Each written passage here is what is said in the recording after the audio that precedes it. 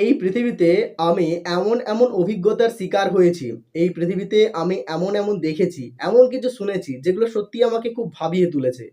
যেগুলো আমাকে ভাবতে বাধ্য করিয়েছে যে আজকের এই দুনিয়াতে মানুষ কতটা অদ্ভুত, মানুষ কতটা নিষ্ঠুর, মানুষ কতটা পাষাণ, মানুষ কতটা মিথ্যেবাদী। মানুষ অন্যায় আচরণ করে তো ঠিকই, মানুষ ভুল করে তো ঠিকই, মানুষের নিজের দোষ থাকা সত্ত্বেও মানুষ সেই দোষগুলোকে স্বীকার করে না। সত্যি মানুষের এই অধ্যত্ত আচরণগুলো দিনের পর দিন বেড়েই যাচ্ছে। মানুষ প্রতিদিন একটু করে হিংস্র হয়ে যাচ্ছে। হিংসা মানুষের মনকে কুলসিত করছে।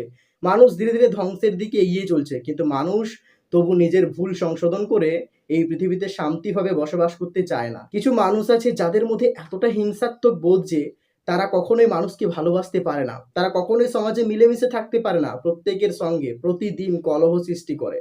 প্রত্যেকের সঙ্গে প্রতিদিন ঝগড়া বিবাদ করে। পরের চর্চায় তারা নিজেদের মূল্যবান সময়কে নষ্ট করে। তারা তাদের জীবনের মূল্যবান কাজগুলোকে ছেড়ে দিয়ে ঝগড়া কলহ নিয়ে থাকে। ভগবান শ্রীকৃষ্ণ বলেছেন, প্রত্যেকটা মানুষের জীবনে এমন সময় অবশ্যই উপস্থিত হয় যখন সে প্রকৃত অনুভব করতে পারে যে এই পৃথিবীতে একমাত্র ঈশ্বর ছাড়া তার আপন বলতে আর কেউই নেই। ভগবান শ্রীকৃষ্ণ বলেছেন, জীবনকে একটা লম্বা রাস্তা মনে করে সামনের দিকে এগিয়ে যান। আপনার উদ্দেশ্য যদি ঠিক থাকে তাহলে একদিন আপনি সঠিক পথের সন্ধান অবশ্যই পাবেন। ব্যবহারেই বংশের পরিচয়, এই কথাটা ভুল। ব্যক্তির পরিচয় তার আচার ব্যবহারে। কারণ অনেক ভালো বংশেও উচ্চমানের কুলাঙ্গারের জন্ম হয়। মানুষ যতই শিক্ষিত আর উন্নত হচ্ছে, আধুনিক হচ্ছে, ততই তারা বিবেকহীন ও নির্লজ্জ হয়ে পড়ছে। সত্য জিনিসটা খুবই অদ্ভুত। সত্যের লজ্জা নাই, ভয় নাই। সত্য